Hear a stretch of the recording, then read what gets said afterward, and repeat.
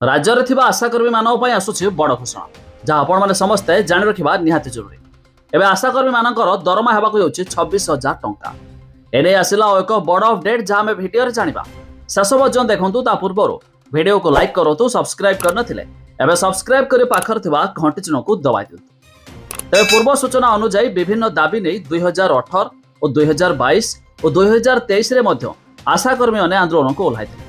तेबे lower PMG रे हजार हजार आशाकर्मी निजर दाबी नै मध्य एकाठी होइथिले। तेबे राजधानी राजरास्ता रे एमिति गर्जी थिले आशाकर्मी माने स्थायी नियुक्ति सह 26,000 दरमा वृद्धि नै मध्य सारा राज्य रे आशाकर्मी माने आंदोलन करथिले।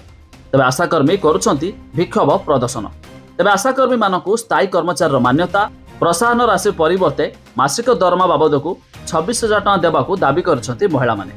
एहासो मासिक पेंशन 10,000 टଙ୍କା, स्मार्टफोन पई 10,000 टଙ୍କା, अवसर और मृत्युकालीन सहायता 10 लाख टଙ୍କା, ईपीएफ ईएसआई सह ग्रेजुएटी लागू, ते प्रसवकालीन छुट्टी और सामाजिक सुरक्षा जोगाइबा पई आशाकर्मी संघ दाबी करिछि।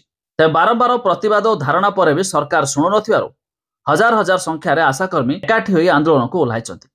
ते मिलुथिबा सूचना मुताबक खूब शीघ्र मध्य एमानकर दाबी मध्य पूरण हेबाकू जाउछि। जदि दाबी भी पूरण हुए तेबे एमानकू 26,000 टଙ୍କା दरमा मिलिबो। तेबे एहा नै राज्य सरकार तरफरु विधिवत भावे घोषणा हेबाकू मध्य जाउछि। तेबे एहा नै मध्य राज्य सरकार खूब शीघ्र घोषणा मध्य करि पारथि। तेबे आपण माने केउ जिल्लारू भिडियो देखुचंती ता निहाती कमेंट करी जणाइबे।